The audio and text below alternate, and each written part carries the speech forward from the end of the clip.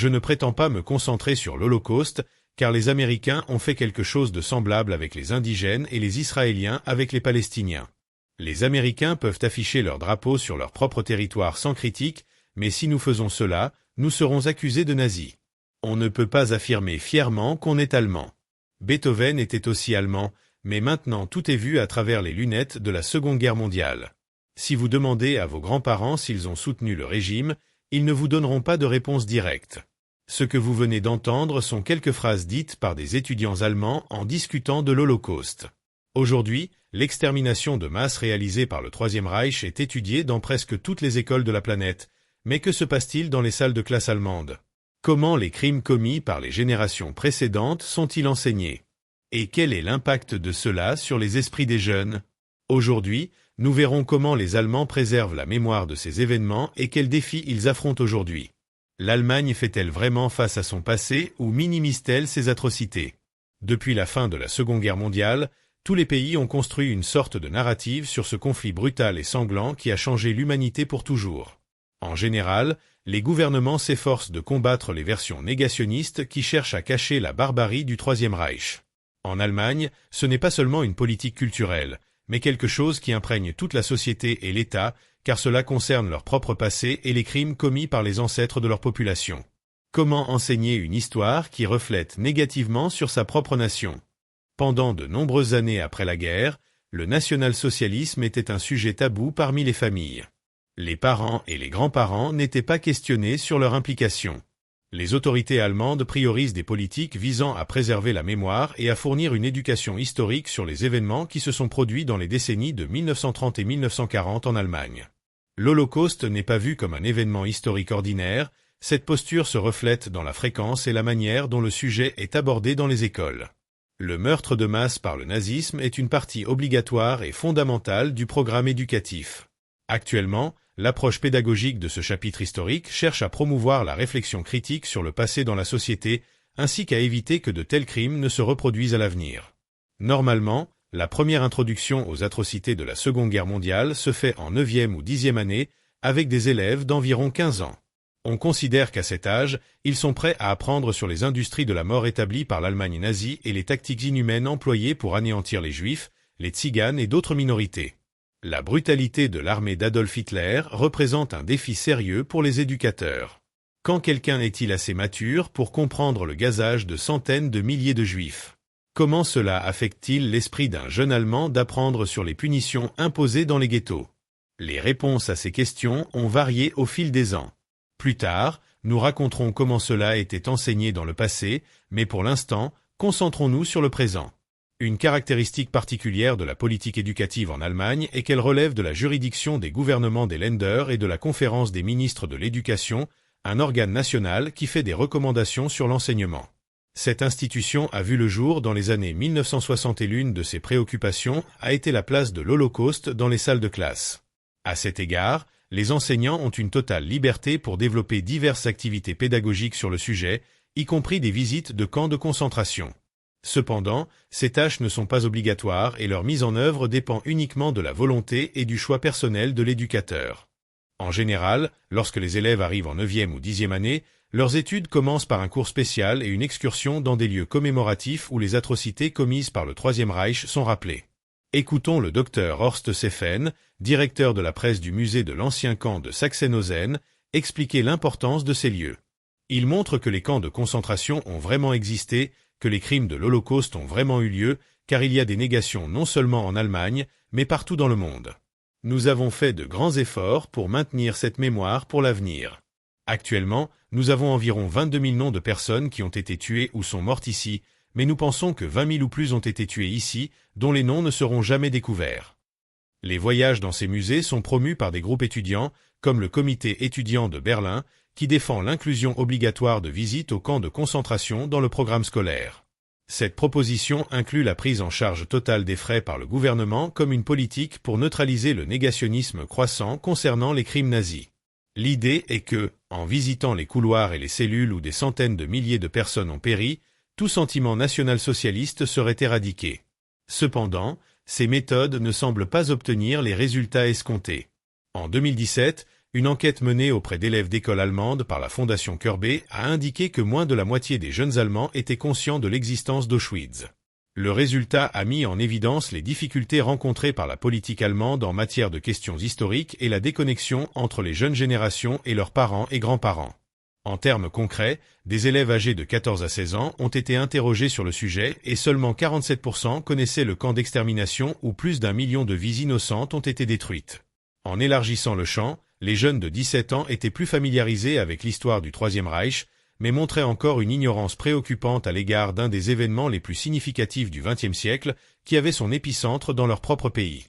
Ce n'est qu'à 18 ans que les Allemands ont commencé à identifier clairement l'Holocauste juif avec Auschwitz. À cet âge, selon les données de la Fondation Körbe, 71% établissent un lien direct entre le camp d'extermination et la solution finale du Troisième Reich. Les programmes éducatifs ont beaucoup varié au fil des ans, en fonction des dirigeants politiques et des opinions des parents sur ce que leurs enfants peuvent et ne peuvent pas voir. Les pièces documentaires produites par les Alliés ont joué un rôle fondamental en rendant la dureté des événements plus digeste. Non seulement nous avons détruit les villes, mais nous avons aussi détruit les liens entre les villes, et à la fin, la vie en Allemagne a simplement continué comme une horloge. Le lieu et le temps ne signifiaient rien parce que les liens entre les personnes ont également été détruits. Ils erraient, cherchant de la nourriture, cherchant leur maison, se cherchant les uns les autres. Après la Seconde Guerre mondiale, l'Allemagne a entrepris un coûteux processus de reconstruction durant lequel la présence des États-Unis et de l'Union soviétique était constante. La mission de ces pays était de discréditer leurs rivaux en imposant une agenda politique et culturel qui limitait sévèrement le développement dans plusieurs domaines. L'un de ces domaines était l'éducation.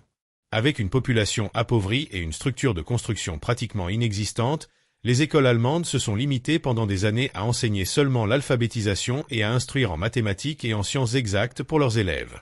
Toute étude du passé récent était désapprouvée, établissant ainsi un silence sur l'Holocauste durant les années d'après-guerre. Avec le retour de la pleine démocratie en Allemagne de l'Ouest, le nazisme était absent des manuels scolaires et avec lui tous les massacres commis par ses dirigeants, en particulier ceux des SS dans les camps de concentration. La raison principale était aussi simple que sinistre. Il a été reconnu que d'anciens nazis occupaient des postes de responsabilité dans la politique, la justice et l'administration. Cela a persisté pendant des années jusqu'à ce que le changement vienne à la demande de ses citoyens. En raison des manifestations étudiantes dans les années 1960, il est devenu évident que la société, en particulier les jeunes, avait besoin de savoir ce qui s'était passé quelques années plus tôt. Il était essentiel de comprendre les difficultés que leurs parents et grands-parents avaient endurées et les crimes qu'ils avaient commis. Peu à peu, la sinistre solution finale du Troisième Reich a commencé à apparaître dans les programmes scolaires dans les années 1970 et 1980.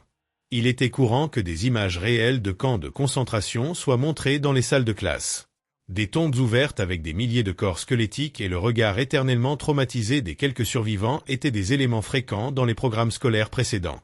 L'idée était simple, l'horreur et le dégoût sont d'excellents enseignants. On croyait que s'ils pouvaient montrer avec une image ou une vidéo que quelque chose est immoral, les élèves comprendraient la gravité des événements. Le problème était que, selon certaines branches éducatives, cela ne fonctionnait pas. Les experts ont remarqué que cela n'invitait pas à la réflexion, mais laissait les élèves piégés dans leur propre choc après avoir vu des personnes réduites à des sacs d'os et torturées de manière auparavant inconcevable pour eux. Ensuite, nous verrons l'un des nombreux documentaires réalisés par les États-Unis à l'époque de la libération des camps. Usine d'horreur près de Mauthausen, l'un des plus anciens camps de prisonniers nazis. On sait que de 1941 à 1945, plus de 122 000 personnes ont été assassinées ou sont mortes de faim et de maladie dans ce camp. La chambre à gaz à Mauthausen, où des assassinats de masse ont été commis. À côté de la chambre à gaz se trouve la prison où des cruautés et des tortures ont été pratiquées. Dans les derniers jours de la guerre, les Allemands ont bombardé la prison, détruisant toutes les preuves possibles des horreurs commises ici. Mais l'insanité et la barbarie de la chambre à gaz sont restées. Même si ces scènes se trouvent aujourd'hui n'importe où sur Internet, les enfants étaient plus affectés dans les décennies passées. Au lieu de développer un raisonnement sur le nazisme, beaucoup étaient terrifiés et paralysés par la brutalité. Les experts ont discuté pendant des années des méthodes les plus efficaces pour aborder la question.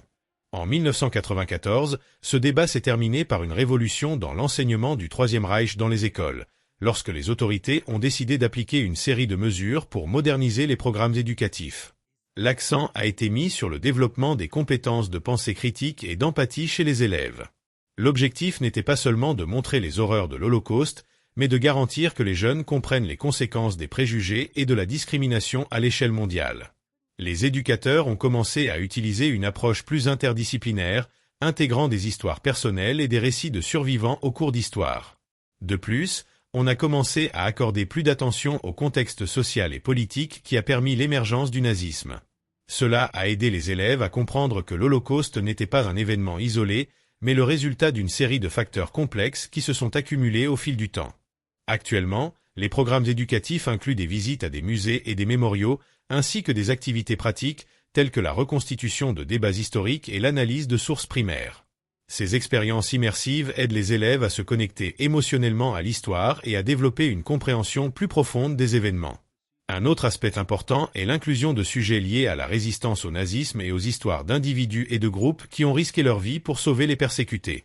Cela offre une perspective plus équilibrée et inspire les élèves à réfléchir à l'importance du courage et de la justice en temps de crise.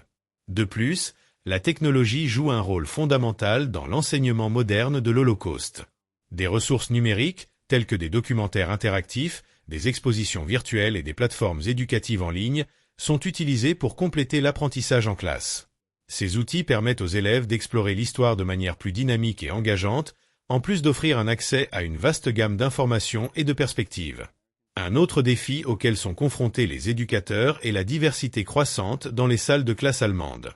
Avec l'arrivée d'immigrants de différentes parties du monde, il est essentiel d'adapter l'enseignement de l'Holocauste pour refléter la diversité des expériences et des contextes culturels. Cela inclut de traiter de l'impact de l'Holocauste sur des communautés au-delà des Juifs européens, tels que les Roms, les personnes handicapées, les LGBTQ+, et d'autres minorités persécutées par le régime nazi.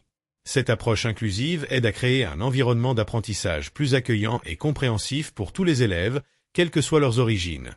Ces dernières années, l'augmentation de l'antisémitisme et de l'extrémisme de droite en Allemagne et dans d'autres parties du monde a souligné l'importance continue de l'éducation sur l'Holocauste. Les écoles jouent un rôle crucial dans la promotion des valeurs démocratiques et la prévention de la haine et de la discrimination.